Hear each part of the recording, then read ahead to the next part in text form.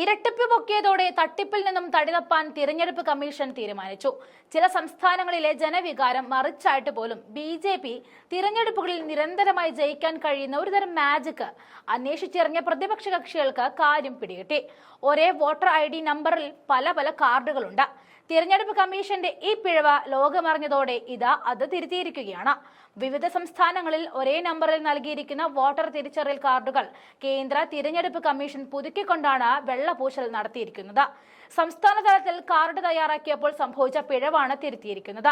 4123 നിയമസഭാ മണ്ഡലങ്ങളിലായി 10.5 ലക്ഷം പോളിംഗ് സ്റ്റേഷനിൽപ്പെട്ട 99 കോടിയിലേറെ വോട്ടർമാരുടെ വിവരങ്ങൾ പരിശോധിച്ചുകൊണ്ടാണ് ഇരട്ടിപ്പ് കണ്ടെത്തി കാർഡുകൾ പുതുക്കിയതെന്നും കമ്മീഷൻ വ്യക്തമാക്കി. ഇരട്ടിപ്പിനെ പറ്റി രാഷ്ട്രീയ പാർട്ടികൾ പരാതി ഉയർത്തിയിരുന്നു.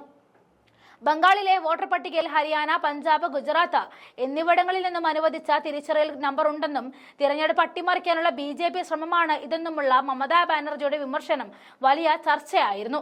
നമ്പർ സമാനമാണെങ്കിലും നിയമസഭാ മണ്ഡലം, പോളിംഗ് ബൂത്ത് ഉൾപ്പെടെയുള്ള മറ്റ് വിശദാംശങ്ങൾ വ്യത്യസ്തമാണെന്നും ഇവരെല്ലാം യഥാർത്ഥ വോട്ടർമാരാണെന്നും തിരഞ്ഞെടുപ്പ് കമ്മീഷൻ വ്യക്തമാക്കിയിരുന്നു. ഒരു സംസ്ഥാനത്ത് വിതരണം ചെയ്ത നമ്പർ മറ്റു സംസ്ഥാനങ്ങളിൽ ആവർത്തിച്ചതിനെ തുടർന്നാണ് നടപടി ഉണ്ടായിരിക്കുന്നത്. സംസ്ഥാന തലത്തിൽ തിരിച്ചറിയൽ കാർഡ് തയ്യാറാക്കിയപ്പോൾ സംഭവിച്ചതാണിത്.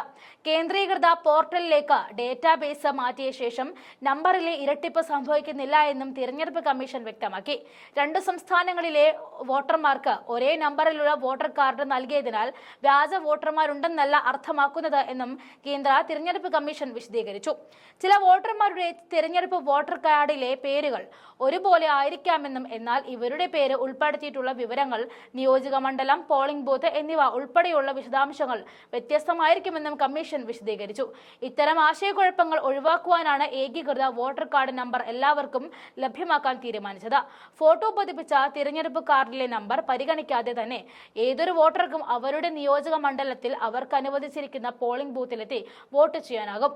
ആ പോളിംഗ് ബൂത്തിലെ വോട്ടർ പട്ടികയിൽ മാത്രമാകും അവരുടെ പേരുകൾ ചേർത്തിരിക്കുക, മറ്റെവിടെയും ഉണ്ടാകില്ല എന്നും കമ്മീഷൻ വിശദീകരിച്ചു.